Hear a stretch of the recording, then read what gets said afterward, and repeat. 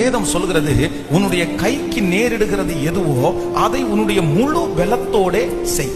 உன்னுடைய கைக்கு நேரிடுகிறது எதுவோ அதை உன்னுடைய முழு பலத்தோட செய். நல்லா கவனிச்சுங்க, இந்த உலகத்துல நமக்கு வாழ்றதற்கு, இந்த உலகத்துல ஒரு மதிப்பாய் இருப்பதற்கு ஒரு சம்பளம் நமக்கு தேவை, ஒரு வருமானம் நமக்கு தேவை, அவ்வளவுதான். இதுக்கு மேல ஒண்ணும் கிடையாது. இதுக்கு மேல நம்ம ஒரு பெரிய கோடி கணக்கில் சொத்து பண்ணிட்டு பரலோகத்துக்கு ஒன்றும் கொண்டு போக போறதில்லை. இந்த உலகத்தோட நமக்கு அது என்ன பண்ண போகுதுன்னா முடிஞ்சிட போகுது, அவ்வளவுதான். ஆனா இந்த உலகத்துல இருக்கிற வரைக்கும் நம்ம மற்றவர்களுக்கு முன்னாடி கையேந்தாதபடி, மற்றவங்களுக்கு சாட்சியா நம்மளை பிளஸ் பண்ற கர்த்தர் நமக்கு இருக்கிற, நம்ம அதன் மேல நாட்டம் வைக்க போறது இல்ல. ஆனா ஆண்டவர் நமக்கு அந்த ஆசீர்வாதத்தை கர்த்தர் தராரு. இப்ப நீங்க என்ன பண்றீங்க அப்படின்னு சொன்னா, ஒண்ணு நினைச்சுக்கங்க, உங்களுடைய வேலையா இருந்தாலும், தொழிலா இருந்தாலும், ஊழியமா இருந்தாலும், ஃபர்ஸ்ட் உங்களுக்கு என்ன வேணும் அப்படின்னா, அதுல முழு மனசு உங்களுக்கு வேணும். நீங்க என்ன வேணாலும் செஞ்சுங்க, என்ன வேணாலும் செய்யுங்க. ஆனா நீங்க என்ன பண்ணுங்க அப்படின்னு சொன்னா, முழு மனசோட அதை செய்யுங்க.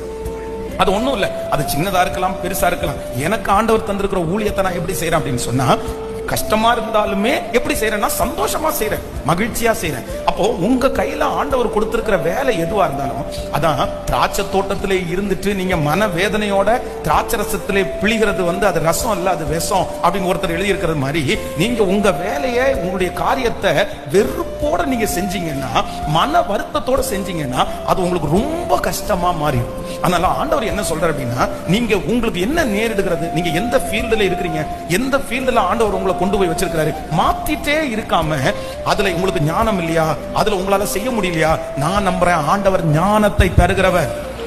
கர்த்தரால முடியாதது ஒண்ணும் இல்ல. நம்ம ஒன்னும் படிச்சுட்டு வந்தவங்க இல்ல. நம்முடைய படிப்பு இன்னைக்கு படிச்சதுல ஒண்ணுமே நம்ம அதை பண்ண போறது இல்ல. நீங்க 10th வரைக்கும் படிச்சீங்க, அது இன்னைக்கு உங்களுக்கு பயன்படுதா? +2 வரைக்கும் படிச்சது ஏதாவது பயன்படுதா?